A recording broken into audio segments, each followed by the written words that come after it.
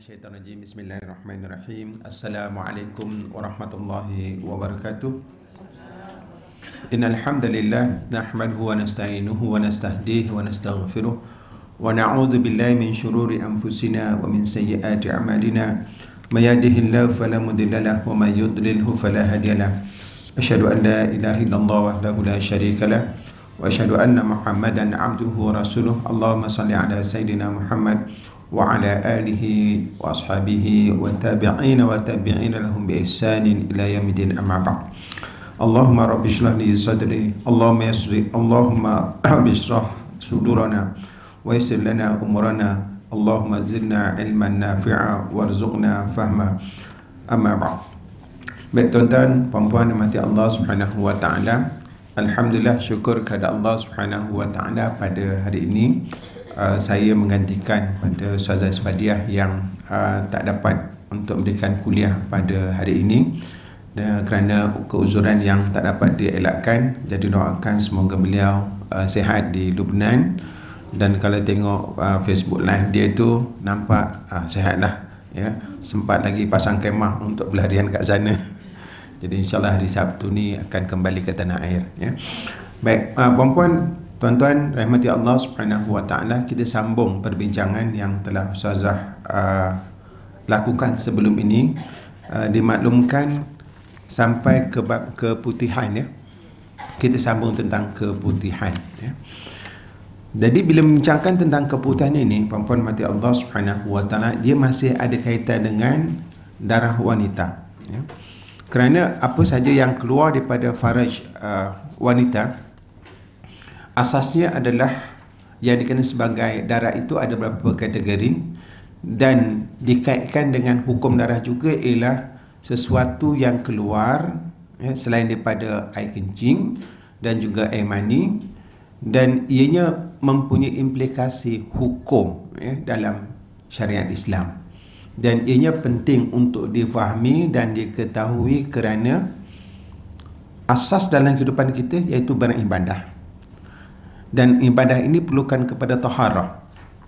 Jadi bila keputihan ini berkaitan dengan taharah, nak pastikan kita ni perlu bersuci ataupun tidak, maka kita kena pastikan, ya, bahawasanya keputihan ini kita dapat fahami dan bagaimana untuk menyelesaikan sebagaimana hukum darah. Darah tu dah jelas dah, iaitu darah kalau haid hukumnya bagaimana, kalau darah istihadah bagaimana, ya, kalau darah wiladah macam. Tapi kalau keputihan ni nak kata darah, bukan darah, tetapi cara dia keluar itu hampir sama dengan darah daripada faraj, kemudian kadang keluar meleleh kena dekat pakaian dan sebagainya. Jadi masalah keputihan bagi wanita ini adalah satu perkara yang biasa, ya. Lelaki dia tak biasa, bagi perempuan dah biasa. Tetapi yang membincangkan tentang hukum adalah kebanyakannya lelaki. Ya, kitab ini Wanita Idaman Syurga, yang menyusun adalah lelaki juga, dua-dua lelaki, sedangkan dia tak mengalami.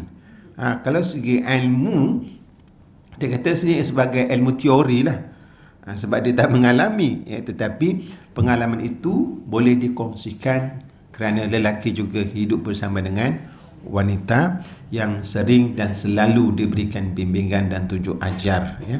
Kenapa tidak ada fuqaha di kalangan wanita? Tak ada ke mujtahidah? Kita ada mujtahid.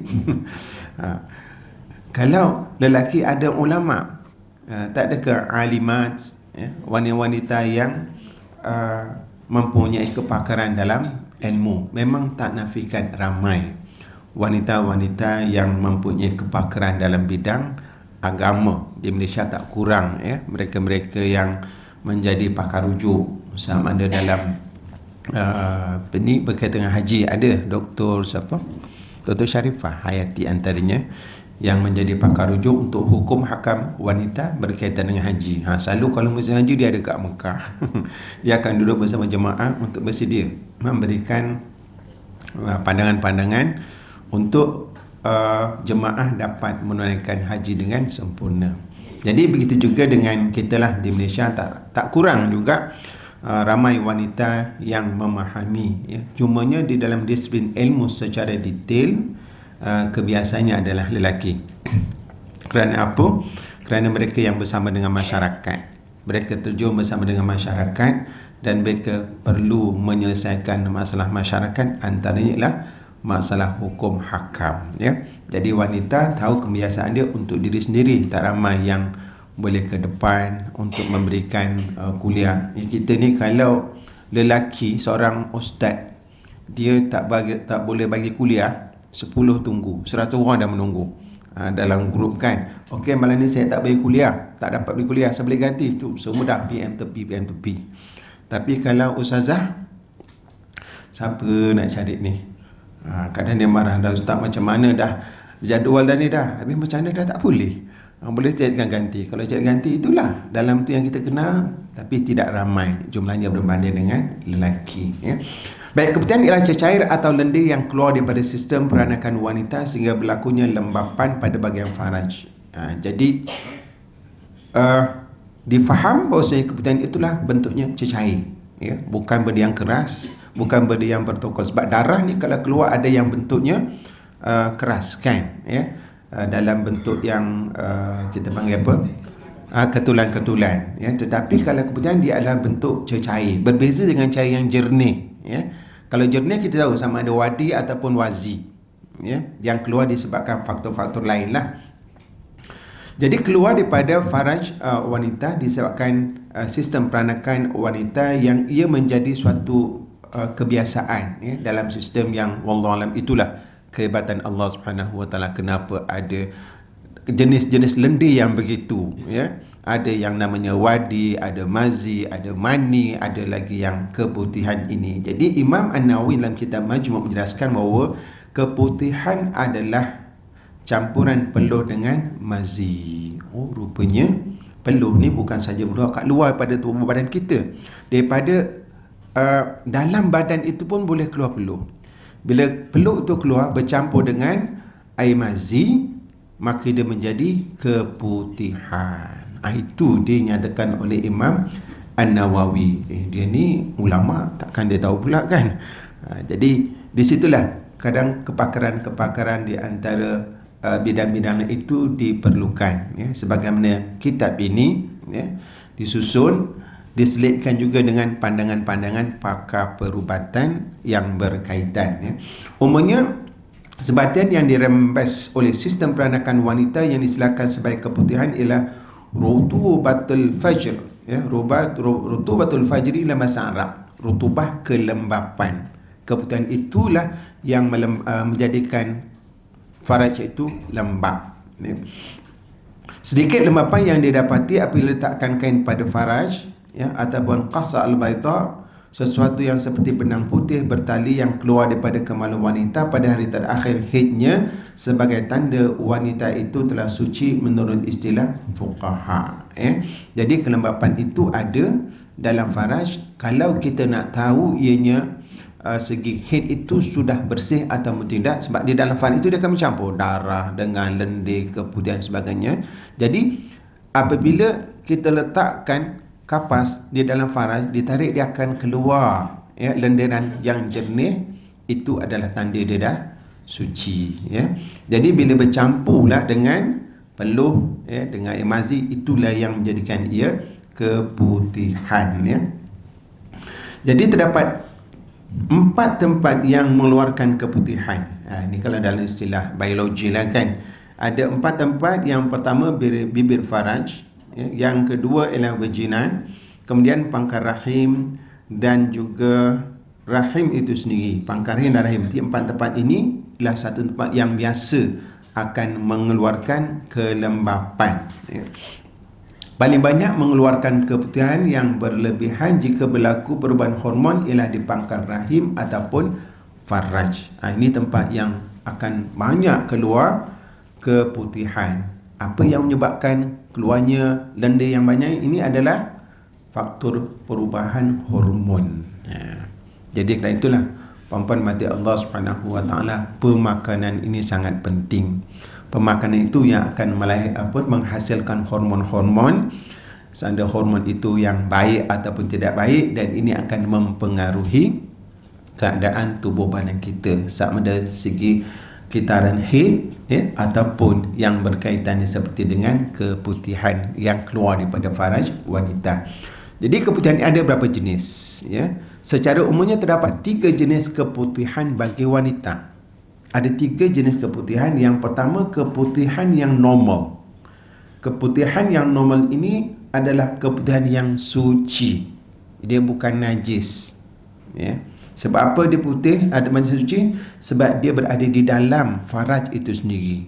Jadi apa-apa yang ada dalam tubuh badan kita, selama mana dia tak keluar, ya, maka dia dikira suci, ya. Jadi keputihan yang suci ialah kelembaban biasa yang berada dalam faraj. Ia seumpama air liur yang sentiasa berada di dalam mulut. Keputihan sebegini disifatkan sebagai suci dan ia menyamai peluh pada anggota badan.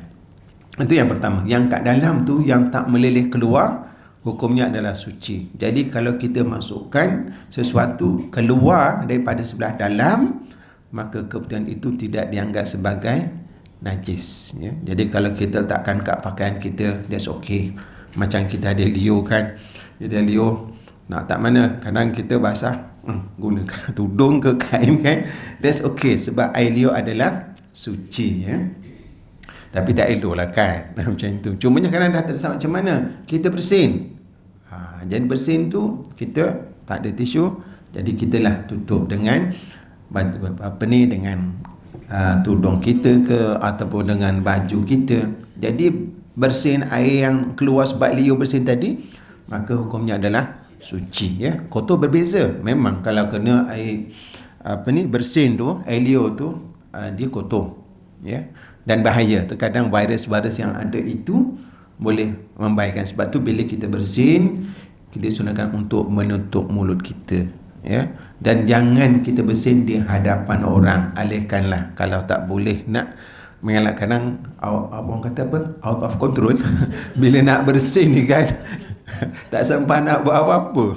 Kadang tengah drive tu, terus buka tingkap untuk, sebab situ ada faktor-faktor yang tidak sehat lah kan, segi kuman, virus dan sebagainya. Jadi dimaksudkan dengan keputihan biasa itu, faraj mengeluarkan lendir secara dominan dan tidak berlebihan. Lendir tersebut tidak berwarna dan tidak berbau. Ia berfungsi sebagai pelindung semula jadi dengan cara mengurangkan geseran dinding faraj ketika berjalan atau ketika melakukan hubungan suami isteri. Jadi kelembapan yang ada pada faraj itu adalah normal. Kalau kering itu jadi masalah. Itu yang kadang jadi sakit bila nak bersama. Bila sakit terkadang menjadi isu pula kan, ya. Jadi bila pasangan isterinya bila sakit dia tak selesa, bila tak selesa dia tak nak, jadi husband pula kadang tak memahami, tak cuba mencari apa alternatif, akhirnya menjadi sebab untuk berkonflik. Jadi sebab itulah benda ni kita faham, ya.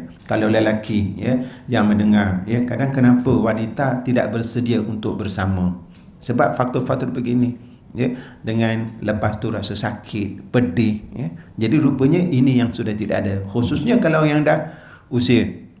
Jadi hormon itu kurang untuk mengeluarkan lembapan-lembapan ini, maka perlu kita fahami agar kehidupan kita lebih harmoni, kan. Dalam hidup berkeluarga perlu saling memahami. Kalau ada masalah, selesaikan bersama. Jangan pula kata ini masalah kau lah selesaikan.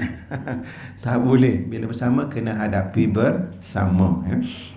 Jadi keputihan yang normal juga berperan sebagai pelembab, penyegar, pembersih, penyedia medium pH yang sesuai untuk badan dan peranakan. Cairan semula jadi yang membantu ketika bersuara serta membersihkan sistem peranakan dan membuang sel-sel lama yang menggantikannya dengan sel yang baru.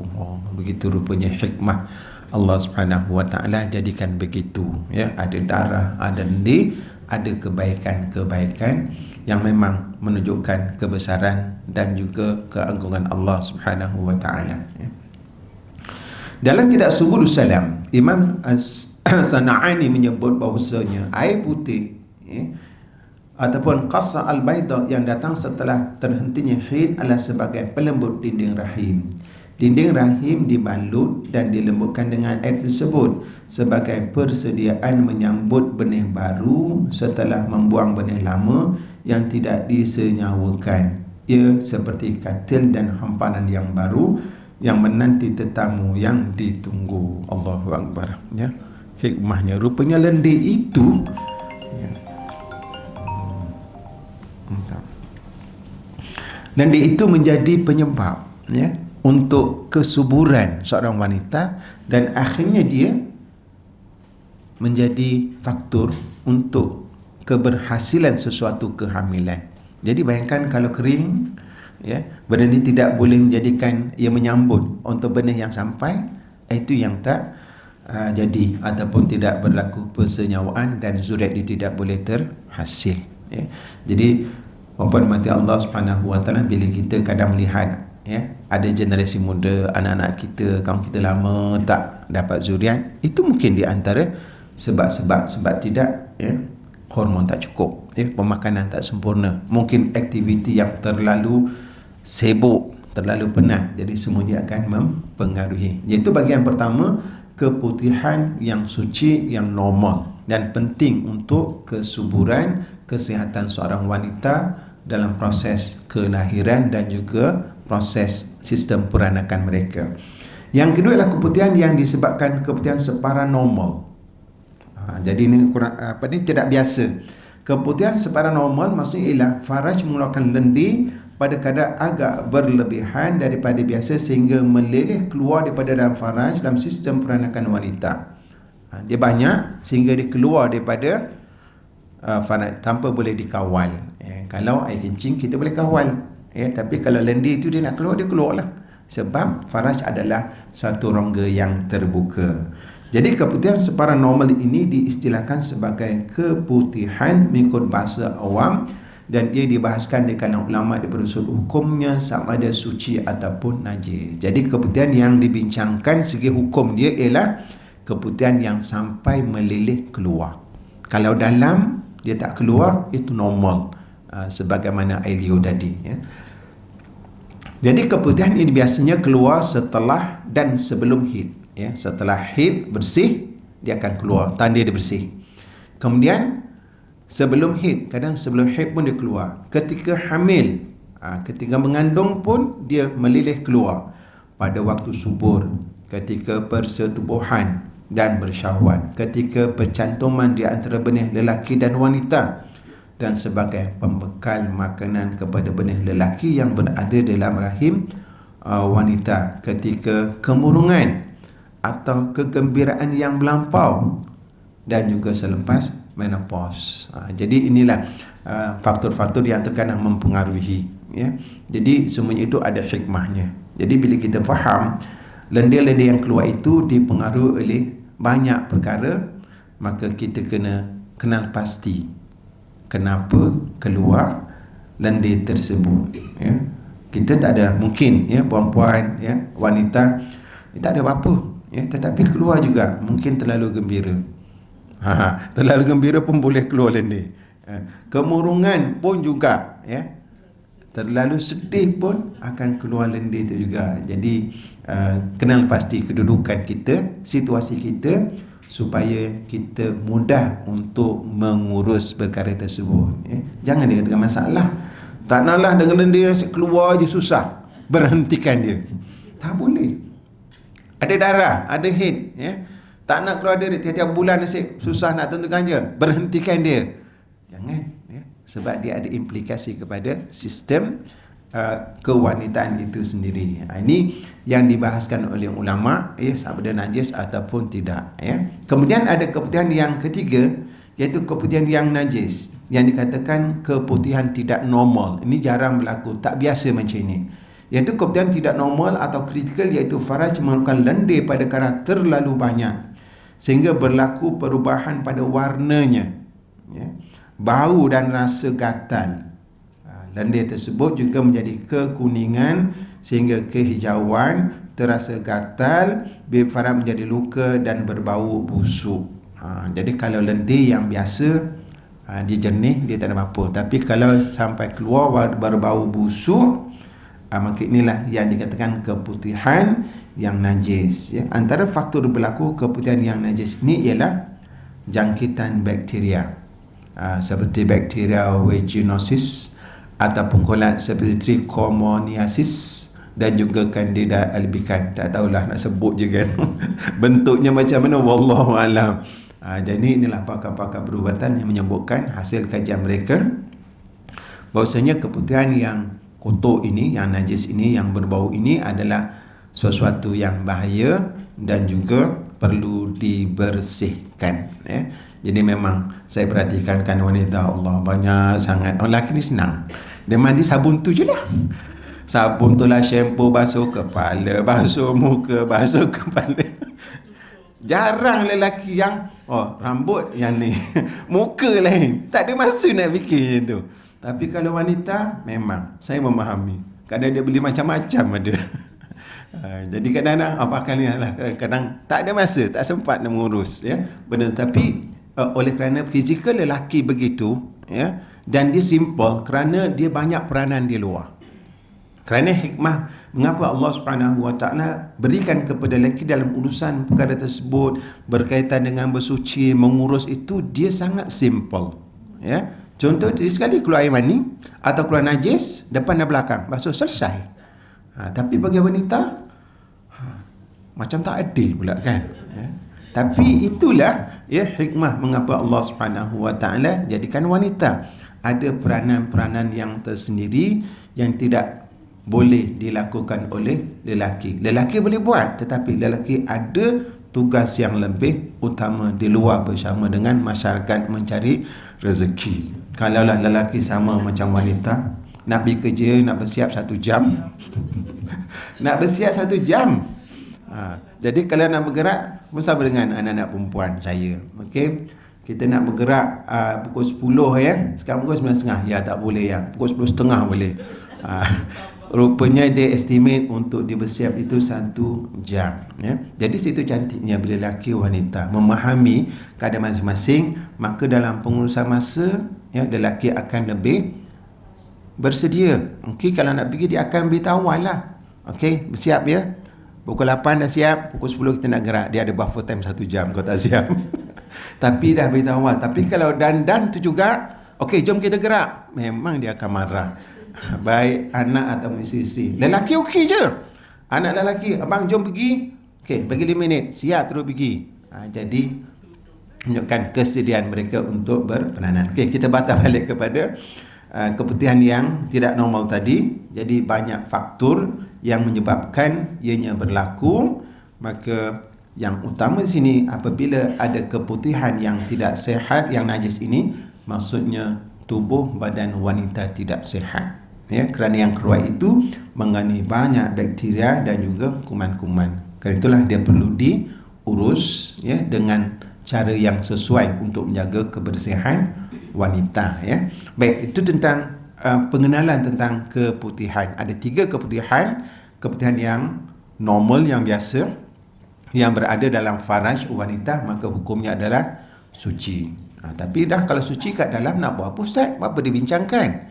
Maksudnya, kalaulah kita dengan orang kata tindakan kita mengeluarkan ataupun terkena yang ada kat dalam kita keluarkan, maka ia bukan najis. Itu hukumnya kita tahu, ya. Yang kedua, kalau yang separanormal, ya, kadang-kadang keluar, tak banyak sangat, ya. Jadi inilah yang dibahaskan oleh ulama, sama ada najis ataupun tidak. Yang ketiga, memang dia najis, yang kalau keluar terlalu banyak dengan bau yang busuk, ya, dengan keadaan yang tidak selesa, maka itu dah terang-terang hukumnya najis, perlu dibersihkan, ya. Dan kalaulah kena kepada pakaian, maka pakaian itu perlu dibasuh, ya, untuk kita menaikkan ibadah yang perlukan kepada taharah ataupun suci. Contoh dia apa? Kita nak solat, kita nak baca Quran, kita nak buat tawaf, kita nak buat umrah, ya, yang perlukan kepada taharah itu penting, ya. Okey, hukum keputihan. Silakan. Kalau boleh saya jawab, jangan, kalau tak boleh nanti tunggu Ustazah balik. Sila puan. Apa faktor menyebabkan dia sampai terlalu banyak dan kotor sampai berbau makanan ke apa ke? Okey, wallahualam, sebab malam ini pun tidak ceritakan, ya. Tetapi kalau disebabkan situ adalah faktor berkaitan dengan bakteria, ya. Di sini sebutkan dalam lendiran itu banyak bakteria ataupun kuman-kuman. Bakteria kuman ini dia datang daripada luar. Kalau hormon, kalau kita tahu tadi yang keputihan tadi yang separanormal itu biasa disebabkan oleh lendiran, itu dipengaruhi oleh hormon daripada dalam tubuh badan kita. Jadi kalaulah ianya mengandungi banyak bakteria, banyak kuman ini datang daripada luar, kemungkinan kurangnya penjagaan kebersihan. Itu yang pertama. Yang kedua, ketika perhubungan antara suami dan isteri, itu juga mainkan peranan. Disebabkan mungkin ada tidak jaga kebersihan, kemudian berlaku persetubuhan, maka faktor-faktor yang daripada luar itu dimasuk itulah yang akan menyebabkan sama ada radang ke dalam tu, dia akan kuman tu di dalam jadi bercampur dengan lendir, dan kemungkinan kuman-kuman inilah, bakteria-bakteria inilah yang menyebabkan lendir itu bertambah banyak. Jadi wallahualam, pandangan saya mungkin kalau dikaitkan faktor yang dalam itu banyak kuman-kuman dan bakteria ini adalah faktor daripada luar, maka perlu jaga kebersihan. Okey, sebab itulah Islam sangat mementingkan kebersihan. Kalau tidak, ini pun berlaku. Kadang kalau perempuan jaga kebersihan, tetapi lelaki tak jaga kebersihan, ikut dan dia je. Tengah orang kata peluh-peluh pun buat juga, akhirnya peluh yang bercampur dengan kotoran itu dia meresap. Sebab itu dalam Islam bila bersama, sunat dibersihkan terlebih dahulu, basuh. Selepas pun kena bersihkan juga, basuh dulu, lelaki dan wanita, supaya tubuh badan kita ini bersih daripada segala kekotoran dan juga kuman-kuman lah. Kekotoran itu yang akan membawa kepada adanya kuman, bakteria dan sebagainya. Wallahu alam. Nanti boleh tanya kepada pakar wanita, apa yang menyebabkan keputihan yang najis ini. Okey. Kemudian hukum Mazhab Syafi'i menetapkan bahawa setiap cecair atau lendir yang keluar daripada qubul atau daripada dubur adalah najis, dan menyebabkan hadas kecil kecuali air mani manusia. Jadi semua perkara yang keluar daripada dua laluan, qubul yang depan, kalau perempuan faraj, lelaki zakar dia, ataupun dubur, dubur samalah, perempuan lelaki sama je istilah dia, cuma yang depan istilahnya berbeza, maka apa saja yang keluar maka hukumnya adalah najis dan menyebabkan hadas kecil. Sebab itulah kalau kita keluar angin, angin, maka dia membatalkan wuduk kita. Kalau lelaki dia angin belakang aja, kalau perempuan anginnya depan dan belakang. Jadi kalau keluar angin betul lah, keluar macam kentut kat belakang tu daripada depan, maka dia membatalkan wuduk dan dia menyebabkan hadas kecil. Kalau ada fizikal je, maka dia dikira najis, walaupun ia kekal pada bentuk yang asal. Budak telan guli, telan manik-manik, keluar najis, manik-manik juga. Jadi manik-manik itu dikira sebagai najis, sebab dia campur dengan najis lah. Tapi kalau kita bersihkan, manik-manik itu agaknya jadi suci tak? Suci lah, sebab dia tidak boleh berlaku proses, orang kata diproses menjadi sebati. Tapi kalaulah benda yang boleh menyerap dan akhirnya najis itu bersatu ataupun bersama menyerap dalam bentuk yang fizikal, maka ia juga dikira sebagai najis, kerana najis itu telah masuk dalam benda yang keluar walaupun dalam bentuk yang asal. Jadi kecuali air mani manusia, kita tahu lah air mani kalau keluar, maka air mani itu tidak najis, tapi batal lah air sembahyangnya, bahkan dia mewajibkan untuk mandi hadas. Hukum keluar air mani adalah berhadas besar, dan hakikat air mani itu sendiri adalah suci. Maksudnya bagaimana?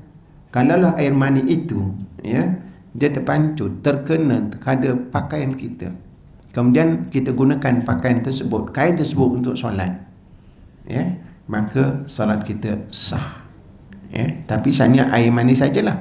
Tapi kalau bercampur dengan air mazi, ya, maka yang itu dah dikira mutanajis, ya.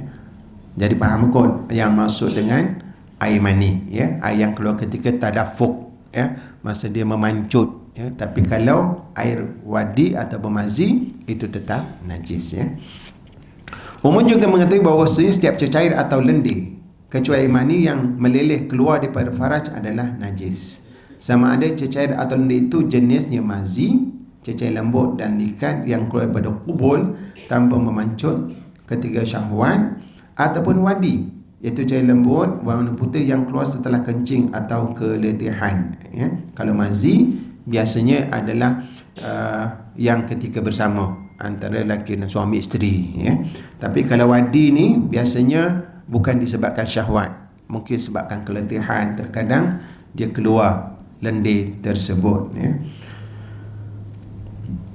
Jadi yang itulah, ya, dikatakan sebagai najis. Di sini kita faham bahawasanya apa saja yang keluar daripada dua saluran ini dianggap sebagai najis. Itu dalam pandangan mazhab Syafi'i, ya. Jadi di situ artinya kita faham keputihan juga adalah najis, ya, sebab dia keluar daripada dua laluan, ya. Ia dikatakan sebagai najis mutawassithah, iaitu najis yang sederhana. Kenapa sederhana? Ini patah baliklah macam mana kita memahami konsep najis. Ada najis mughallazah, ada najis mutawassithah, ada najis mukhaffafah. Jadi yang membezakan ialah apa dia? Cara menyucikan najis tersebut. Jadi mukhaffafah ringanlah sebab kita nak sucikan dia dengan cara renjis je. Tapi kalau macam mutawassithah memang kena bersih betul-betul lah. Mughallazah berat ni. Bukan najis tu berat. Bukan berat pun kalau sekarang apa ni, orang kata air liur anjing, kan. Tak berat pun, kan. Tapi berat segi cara untuk mengurus bersucinya, iaitu dengan 7 kali basuhan, salah satunya dengan air tanah, ya. Jadi najis tersebut perlu disucikan mengikut tata cara membersihkan najis mutawassithah, iaitu dialirkan air mutlak sehingga hilang zat seperti najis, sifat-sifat najis, ya. Selain itu seorang itu juga dikira sebagai berhadas kecil, ya. Jadi air ataupun keputihan ini dikatakan sebagai najis mutawassithah, dan apabila keluar wajib dibersihkan dan dia dikira sebagai berhadas kecil. Bila berhadas kecil maksudnya apa? Kena berwuduk lah. Bila berhadas besar wajib mandi. Itu je mudah calculation dia, perkiraan dia. Bila hadas kecil menuntut kita berwuduk. Bila kita berhadas besar menuntut kita untuk mandi. Halo ustaz, nasib mandi penat lah ustaz. Jadi kalau kita nak cerita pasal itu, memang mandi itu juga satu hikmah. Kan mandi itu suatu apa? Untuk kita menyegarkan tubuh badan kita. Lepas tu kan kalau orang kat rumahnya ada apa-apa, ada tempat berendam, berendam itu juga boleh memberikan kesegaran kepada tubuh badan kita, kerana bila kita berendam dalam air, selain pada air yang kita minum, maka rongga-rongga kita akan menyerap air-air yang diperlukan oleh tubuh badan kita. Jadi jangan malas-malas mandi. Jadi Ali bin Abu Talib radhiyallahu anhu pernah berkata, saya lelaki yang banyak keluarkan air mazi. Lalu saya perintahkan seorang lelaki bertanya kepada Nabi SAW. Lalu lelaki tersebut bertanya kepada baginda, lantas baginda jawab, berwuduklah dan basuhlah kemaluanmu, ya. Jadi rupanya bila seorang itu banyak keluar air mazi, Nabi suruh berwuduk dan basuh kemaluan. Maksud basuh kemaluan di situ ada najis. Jadi lendiran itu yang keluar daripada air mazi, maka dia tidak mewajibkan untuk mandi, ya. Adakah semua keputihan wajib najis dan berhadas kecil?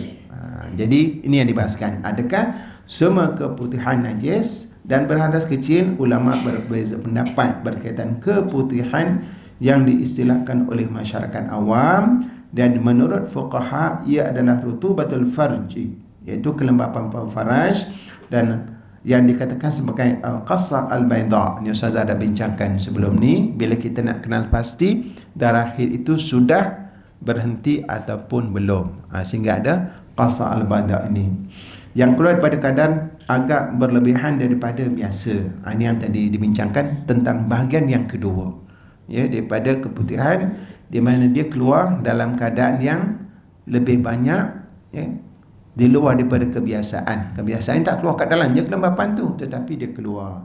Perbezaan pandai ini adalah berpunca daripada definisi keputihan itu sendiri, iaitu air yang terhasil di antara mazi dan peluh.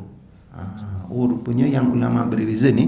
Tengok, kalau yang ketiga tadi memang dah clear dia najis, ya. Sebab apa? Sebab dia memang jenis kotoran, ya. Dalam saintifik disebut situ banyak bakteria-bakteria, ya, dalam lendir ataupun dalam kemudian tersebut. Tetapi yang kedua ini, dia kata ulama menyatakan ia adalah terhasil daripada mazi dan peluh. Jadi bagi ulama yang berpendapat bahawa unsur mazi lebih banyak dalam keputihan, maka mereka mengatakan ia adalah najis. Mazi bercampur dengan peluh, mazi lebih banyak, maka ia dikatakan sebagai najis. Manakala ulama yang cenderung kepada unsur peluh lebih banyak daripada keputihan, mereka mengatakan ia adalah suci. Tapi isu dia, how you determine mana yang lebih banyak? Air peluh lebih banyak atau air mazi lebih banyak? Itulah menyebabkan berlaku khilaf, ya. Anas bin Malik berkata, baginda sallallahu alaihi wasallam masuk kepada kami dan tidur qailullah, ya. Qailullah maksudnya tidur sebelum zuhur. Baginda berpeluh ketika tidur. Maka ibu saya datang dengan membawa bekas lalu menadah peluh baginda ke dalam bekas tersebut. Maka baginda salam terjaga dan bersabda, wahai Ummu Sulaim, apa yang sedang engkau lakukan? Dia jawab, ini peluhmu, kami ingin menjadikan ia minyak wangi kami dan ia merupakan sebaik-baik wangian. Puan-puan, di situ satu sudut kita tengok kelebihan jasad Nabi, ya, sehingga air peluh pun wangi. Tapi cuba bayangkan bagaimana Nabi tidur dalam keadaan peluh menjijik-jijik. Kalau puan-puan berpeluh macam mana? Pasang aircon terus, aircon tak sejuk terus tukar. Ya. Tapi begitulah kehidupan Nabi Muhammad SAW, ya, sebagai pemimpin negara, sebagai Rasulullah, tapi hidupnya terlalu sangat sederhana. Rumahnya di sebelah Masjid Nabawi yang dia perbuat daripada tanah. Sedangkan di ketika itu, kalaulah, ya, raja-raja atau kerajaan yang lain, ya, rumahnya merupakan mahligai yang sangat megah, semuanya dibuat daripada emas ataupun sesuatu yang sangat berharga. Tapi Nabi Muhammad SAW menguasai seluruh semenanjung Arab ketika itu dan tetap, ya, dalam keadaan yang zuhud dan qanaah, ya. Okey, nak cerita situ dan tentang air peluh. Air peluh adalah suci. Jadi hadis ini diambil istimewa bahawasanya air peluh bukan najis, sebab ia boleh disimpan. Isteri Nabi dikumpulkan peluh tersebut dan dijadikan minyak wangi. Kalaulah ianya najis, pasti Nabi tidak benarkan untuk digunakan sebagai wangian, ya.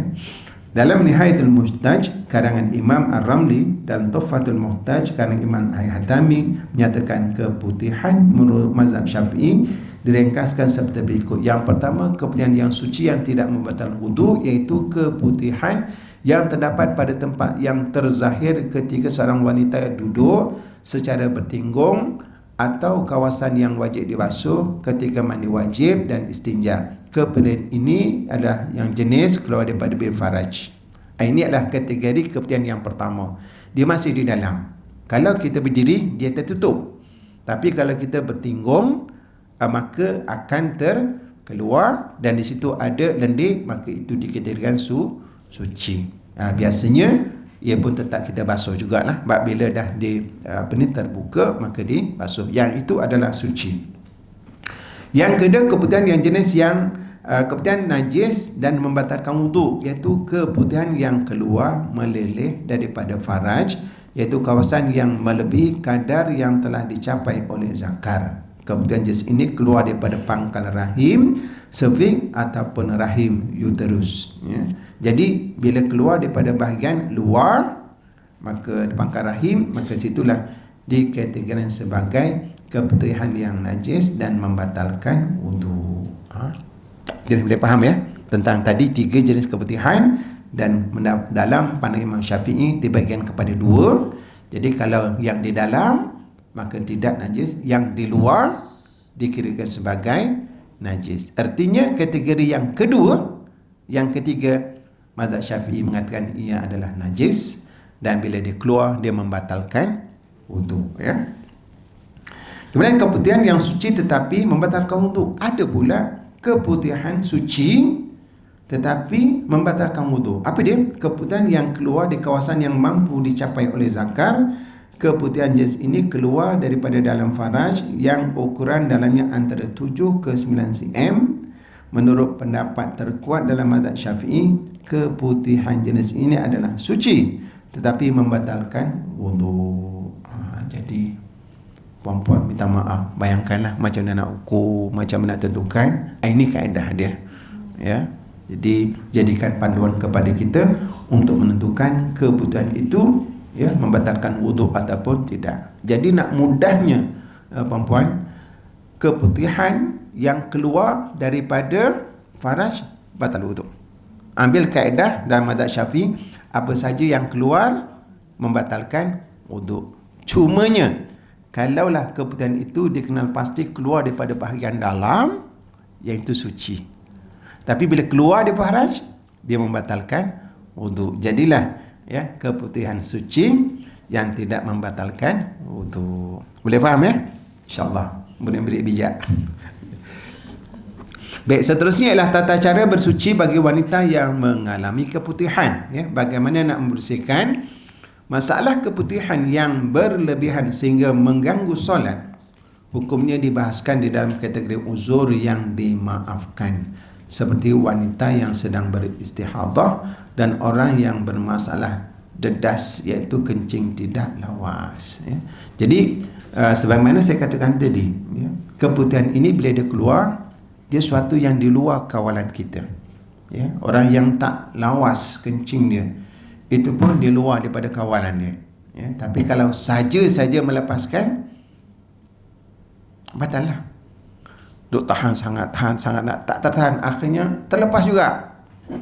Jadi yang itu memang membatalkan lah. Tapi yang ini di luar daripada kawalan. Jadi macam mana kita nak membersihkan ataupun bersuci daripada keputihan ini? Secara ringkasnya, langkah yang perlu diambil mengikut pandangan mazhab Syafi'i adalah seperti berikut, ya.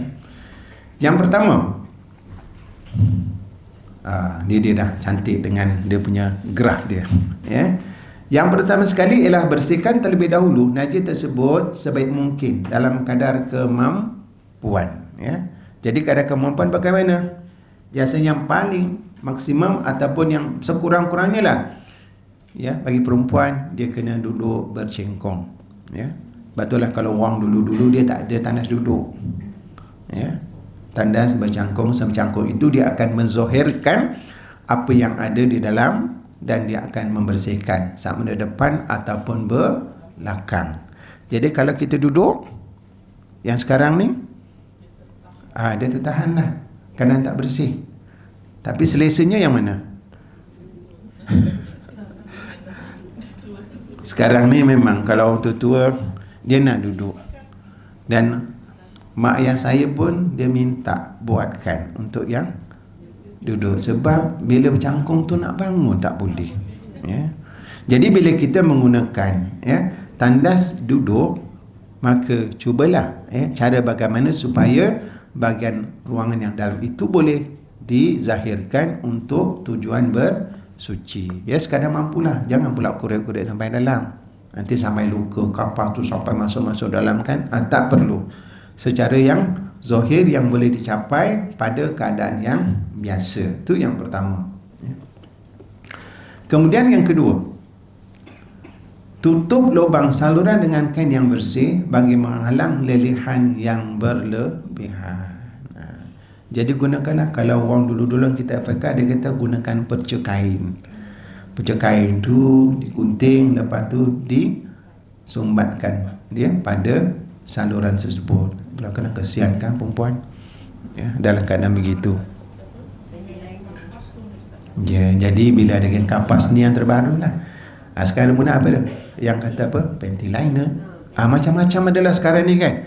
Jadi memberi kemudahan ya. Tetapi pada asasnya orang dulu pun dah tahu dah macam nak mengurus orang yang dikategorikan daimul hadas ya. Jadi orang yang keputihan yang banyak ini dia dikategorikan sebagai daimul hadas sebab dia sentiasa keluar, sama dengan kencing tak tak tos ya. Sentiasa keluar. Jadi tutup lubang saluran dengan kain yang bersih bagi menghalang lelehan yang berlebihan. Itu bagi perempuan. Kalau lelaki nak sumbat kat mana? Ji. Kalau yang lelaki ni kencing tak tus, nak buat macam mana? Memang baru ni ada orang jemaah umrah nak pergi umrah. Memang dia ada masalah kencing tak lawas. Jadi kalau pergi masjid nanti nak wudu kat rumah okey je, senang. Masjid kat Malaysia ni senang je, kita tu pergilah wudu balik, tak ada masalah. Tapi kalau pergi umrah ya, kat mana? Kat masjid pun tandas ada, tetapi nak keluar, lepas tu nak masuk balik belum tentu boleh pula. Lepas tu dah fikir nanti terpisah pada kawan-kawan, nak cari macam mana. Jadi itu menjadi masyaqqah kepada lelaki. Jadi adalah cadangan. Boleh tak gunakan kondom? Tak masih sebut kata ni kan. Sebab kondom bila keluar ya, dia tidak terkena kepada najis, tidak pada pakaian. Baik, pada saya kalau gunakan kondom, dia tetap najis tu keluar. Bila keluar tu dia menanggung najis. Jadi bila menanggung najis, maka dia tetap berhadas juga. Susah ya. Jadi bagaimana caranya? Saya kata kalau boleh gunakan kapas juga, sumbat juga bahagian depan, kemudian diikat. Jadi dia najis itu tidak berkumpul dan bertakung lah di orang kata yang gunakan kondom ya. Itu pandangan saya lah. Jadi selepas tu kena bersihkan balik. Tetapi kalau dikiaskan kepada orang yang membawa, kita panggil bawa tangkung najis ya.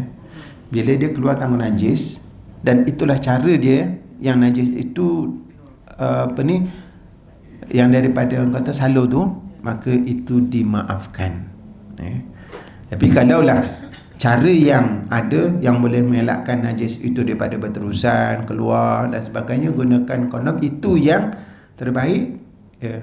Maka itu mungkin boleh dikatakan sebagai rukhsah ya, untuk mengelakkan daripada najis itu terkena kepada pakaian ya. Tapi kalau hanya sedikit-sedikit tu mungkin menggunakan kapas yang ditutup untuk kita menyempurnakan suatu ibadah, itu sudah memadai. Kena ingat dia, bila daimul hadas ni satu taharah untuk satu kewajipan, satu fardu, dan untuk beberapa sunat. Jadi selesai daripada solat fardu, maka kita kena ambil semula sembahyang lah. Jadi isu dia ialah bagaimana kita nak menyelesaikan sekiranya najis itu keluar ketika kita solat. Bila kita solat, maka terbatallah wuduknya.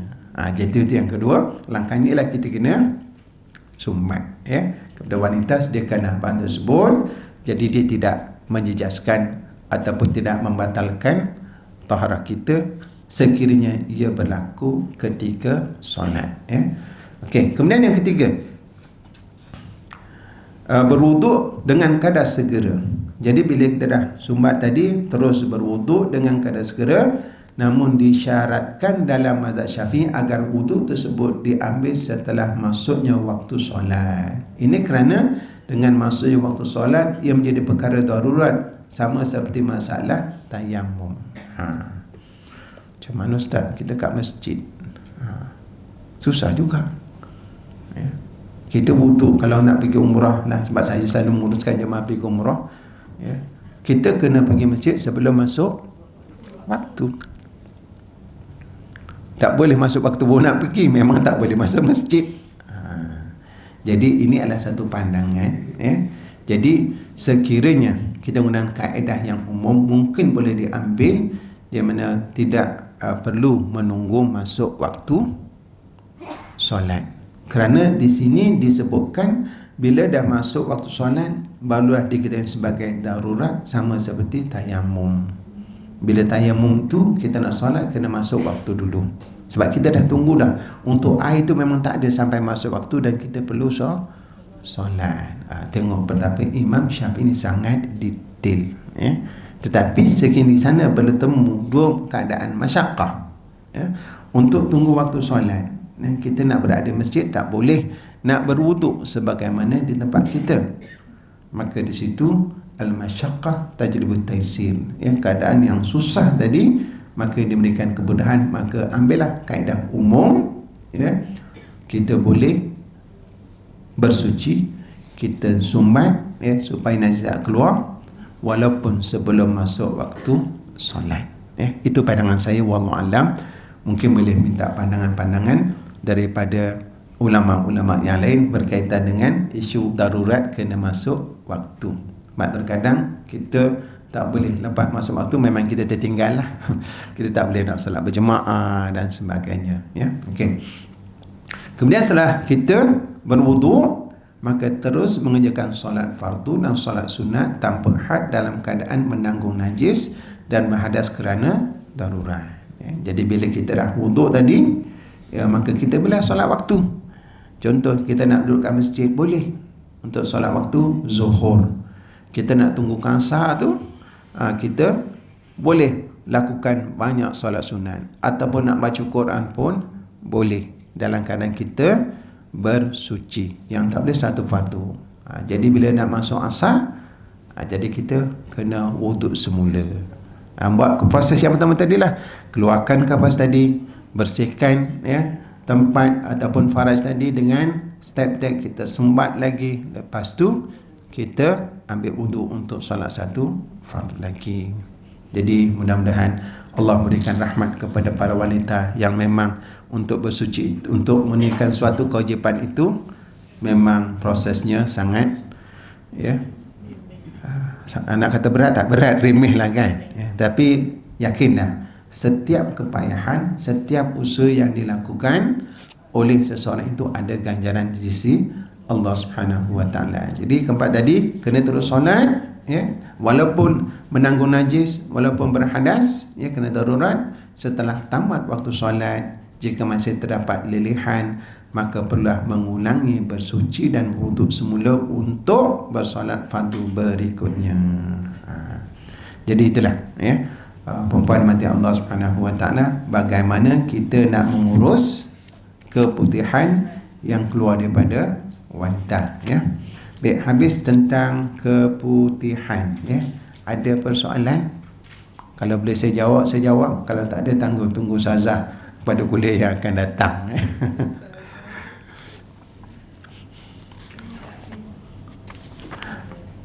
Okey.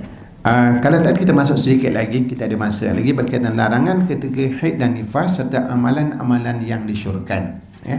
Selesai tentang haid dan nifas, dan yang berkaitan iaitu kita bincang tentang keputihan. Harap menjadi panduan kepada kita, memudahkan untuk mengurus taharah kita dan juga seterusnya melaksanakan ibadah yang perlukan kepada taharah. Jadi kedatangan haid tidak berarti terputus hubungan wanita dengan Allah. Begitu juga tidak berarti terputus hubungan dengan suami dan ahli keluarga seperti tindakan jahiliyah. Memang kalau zaman jahiliyah, bila wanita ni datang haid, dia kena kurung dalam bilik. Dia tak boleh jumpa orang. Dengan suami dah tak boleh. Dengan masyarakat pun dia macam tersisih lah. Itu sistem jahiliyah. Sebab dianggap wanita ini adalah wanita yang kotor. Bila kotor ni mana-mana bersama dengan orang. Tetapi dalam Islam, cantiknya dia tidak memutuskan untuk dia berhubung dengan Allah Subhanahu wa taala. Sebab cuma solat je yang tak boleh. Ibadah-ibadah yang lain masih boleh dilakukan. Dan dengan hubungan dengan suami boleh dalam Islam. Cuma yang tak boleh ialah bersama je. Kalau nak tidur bersama, nak haging-haging, tak ada masalah. Nak sembang-sembang, yang isu dia ialah jangan bersama. Tak boleh nak kontrol, Ustaz. Kalaulah kita ada ilmu, kita ada iman, sebenarnya itulah kawalan kita. Bukan nafsu yang menjadi raja. Kalau nafsu memang dia tak akan puas. Jadi bila kita ada ilmu, hukum tak boleh.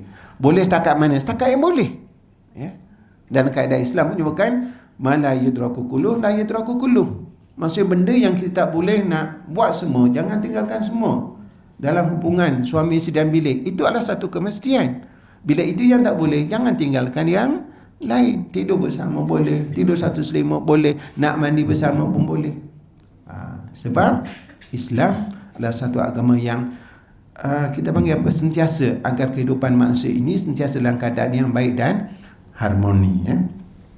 Jadi kekuatan ini sedikit sebanyak memberi kesan kepada pengabdian wanita kepada Allah dan menjadikan punca kurangnya kemesraan sesama manusia.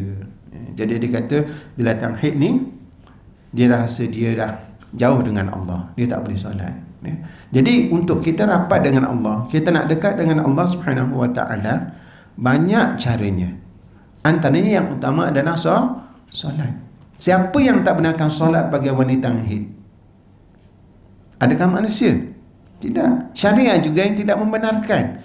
Bila syariat yang tidak membenarkan, artinya syariat itu daripada Allah, bukan bermaksud untuk Allah menjauhkan daripada hamba-Nya, tetapi ialah untuk memberi keringanan kepada wanita. Coba bayangkan bagi wanita yang datang haid, kalau dia ada senggugut, macam mana keadaan dia? Sakit, ya. Lepas tu keadaan emosinya yang tak stabil, tak semena-mena, suami jadi mangsa. Okey je, tiba-tiba petang marah tak kena gaya. Ada je cari sarang pasangan, rupanya tu datang emosi. Jadi situlah ya rahmatnya Allah kepada wanita dalam keadaan begitu fizikinya, Allah Ta'ala bagi kelonggaran. Tak perlu qada pula tu. Kadang ada wanita yang menantang bila lah datang bulan. Sebab satu betul, bila datang bulan itulah proses kesuburan. Kalau tak datang dia risau. Sebab takut ada sebab-sebab, melainkan dia dah menopause tu memang dah keluarlah daripada tempoh fungsi. Sebahagian fungsi wanita, bukan wanita tidak berfungsi, tapi sebahagian fungsi wanita tu dah habis, kena fungsi yang lain pula, ya. Dan ia menjadi punca kurang kemesraan sesama manusia kerana dianggap bila waktu datang haid dia sebagai kotor, perlu diasingkan dan sebagainya, ya. Okey, dalam kehidupan seharian manusia perlulah ya memerlukan hidayah dan petunjuk bagi terus kekal di bawah naungan Allah. Al-Quran dan Sunnah perlu dipegang teguh pada bila-bila masa dan di mana sahaja berada. Begitu juga hanya ketika seorang wanita sedang haid atau nifas. Secara umumnya wanita yang kedatangan haid dan nifas dilarang melakukan perkara berikut. Yang pertama solat, yang kedua tawaf, yang ketiga menyentuh atau membawa mushaf, yang keempat membaca Al-Quran, yang kelima berhenti atau meletak di dalam masjid iktikaf walaupun melintasi masjid jika dia khawatir akan mencemarkan masjid. Tengok di sini pun Imam Syafi'i menyebutkan sekiranya dia khawatir mencemarkan masjid. Sebab dia menjadi khilaf di kalangan ulama bagi wanita yang datang haid untuk berada di dalam masjid, ya. Kalau dulu-dulu mungkin ya sukar untuk mengawal ya kebersihan darah yang kalau banyak mengalir, ya. Tapi kalau ada teknologi yang memang takkan keluarlah, ya. Jadi hukumnya bagaimana? Ini menjadi khilaf ulama. Jadi kalaulah dikatakan hukum itu memang secara tauqifi, sebab haid tak boleh masuk dalam masjid, maka tak bolehlah. Walaupun dia tak keluar, darahnya tidak mengalir, tidak mencemarkan masjid, ya. Tetapi kalau dilihat daripada asbab dia, asbabnya bagi wanita tidak boleh berhenti atau berintikaf di masjid walaupun melintasi masjid jika dia khawatir akan mencemarkan masjid, di situ dilihat kepada asbabnya. Nak lalu pun tak boleh sebab takut mencemarkan. Habis kalau tak mencemarkan, okey tak bagaimana? Ini khilaf di kalangan ulama. Ada yang mengharuskan sekiranya dapat ditutup. Jadi bagi saya lah, kita sebagai kita jadikan mazhab Syafi'i sebagai rujukan, kita tak nak nanti kalang kabut masyarakat kita, maka kita pegang bila kita dalam keadaan haid, elakkanlah untuk berada di dalam masjid. Kalau duduk di luar. Ada kuliah kan? Kita boleh duduk di luar. Ustaz dapat pahala tak? Iktikaf dapat pak? Kalau masjid tak adalah pahala iktikaf. Sebab iktikaf perlu berada dalam masjid. Tapi hadir majlis ilmu tetap dapat kelebihan. Dan sekarang lagi senang, tak ke masjid pun tak apa. Kita buat kuliah je, dengar kuliah dalam rumah, sambil masak, sambil basuh, sambil baring pun boleh. Jadi tengoklah kemampuan macam mana dan yang boleh menjaga keharmonian dalam masyarakat kita. Kalau kita berpegang boleh je Ustaz, senyap-senyap, jangan beritahu orang, kau tahu tak, aku bertahun bulan tapi aku datang juga. Sebab mengikut pandangan ulama yang kata boleh, aku pakai jenis ni yang memang cukup, memang takkan. Jangan cerita kat orang. Jadi kalau kita dalam kita orang kata berpegang dengan pandangan ni, kita berpegang dengan yang jumhur untuk menjaga keharmonian kita. Tetapi kalau kita nak berpegang dengan pandangan lain, ia tetap boleh, tapi untuk diri kita sendiri. Jangan kita influence ataupun kita nak suruh orang lain buat.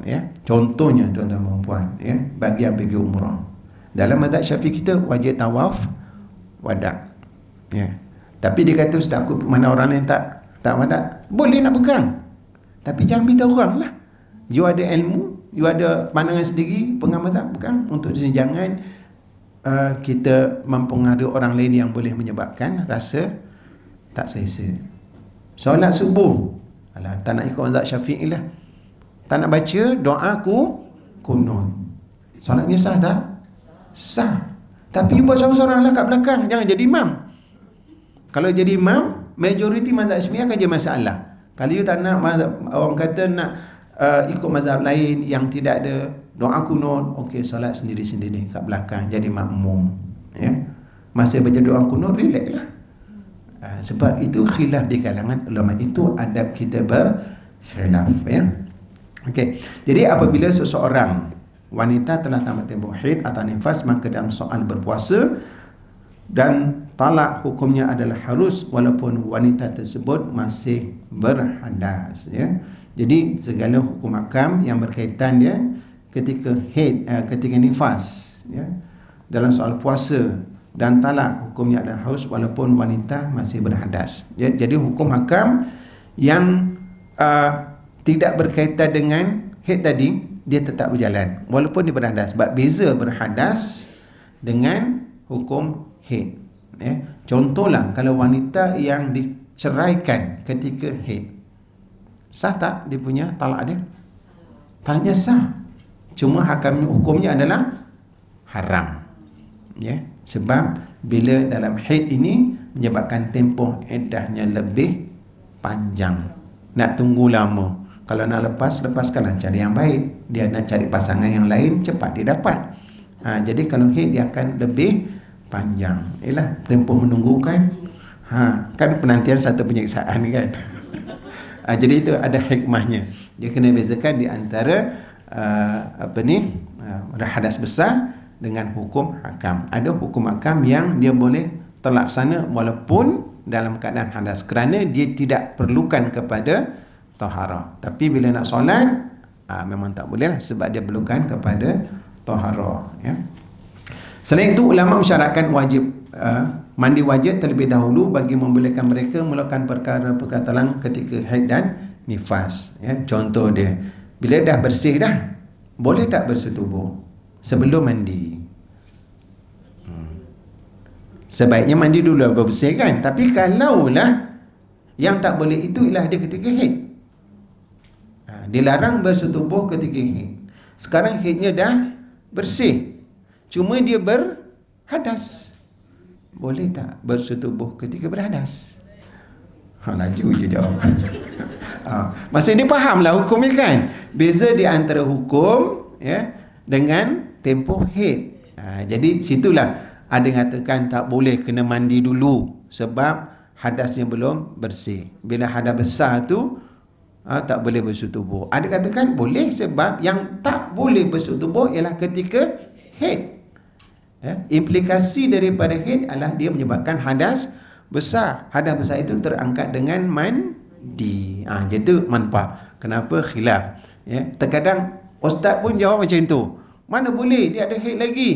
Sebab dia tak mandi lagi. Sedangkan mandi adalah proses untuk mengangkat hadas besar. Jadi bila dia faham, dia terangkan. Ini pandangan ulama yang tak boleh sebabnya gini. Yang boleh sebab ini. Jadi kita pun rasa tenang untuk kata menerima pandangan. Kau tidak siap bertelaga je. Ustaz ni kata ni. Kenapa ustaz ni kata macam ni? Kenapa ustaz ni macam ni? Pening kepala saya. Jadi sebab tu perlu ada ilmu.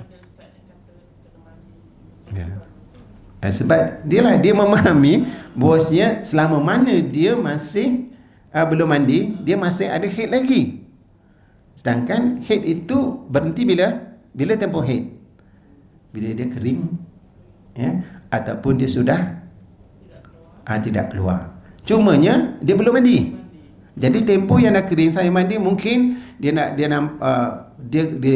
discover pagi tu dah bersih. Tak apalah, nak solat nanti Zuhur. Daripada pagi pukul 7 sampai ke pukul 12 kan panjang. Jadi tempoh sebut macam mana? Adakah dia kira masih haid lagi atau tidak? Jadi situlah berlakunya perselisihan pandangan di kalangan ulama. Jadi saya tak kata dia salah, ataupun saya kongsikan bagaimana ianya berlaku. Jadi sekarang ni perempuan kalau nak ikut pandangan, saya rasa betul lah, sebab kita dah haid dah habis, cuma tak mandi lagi.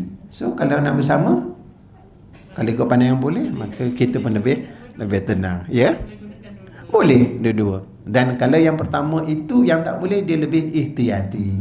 Sebab pastikan dia benar-benar bersih. Contohlah dia masih haid, dia bila tak mandi, mungkin ada kekotoran-kotoran yang masih ada tinggal di situ. Jadi kena bersihkan.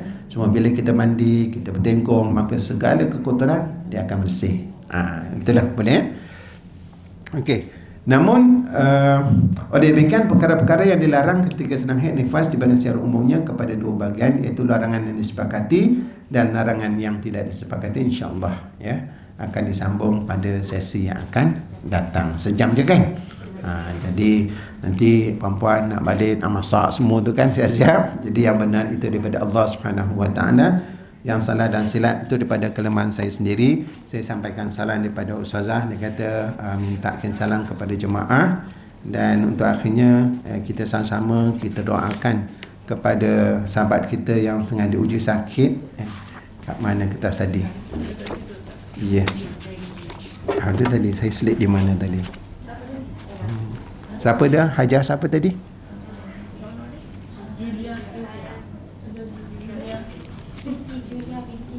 Siti Julia Saleh. Jadi insyaAllah sama-sama kita bacakan, kita doakan Puan Siti Julia Saleh, diberikan kesembuhan, diuji oleh Allah Subhanahu Wa Taala dengan sakit. Al-Fatihah. A'udzubillahi minasyaitonir rajim. Bismillahirrahmanirrahim. Alhamdulillahirabbil alamin arrahmanirrahim maliki yaumiddin. Iyyaka na'budu wa iyyaka nasta'in. Ihdinas siratal mustaqim. Siratal ladzina an'amta 'alaihim ghairil maghdubi 'alaihim waladdallin. Amin.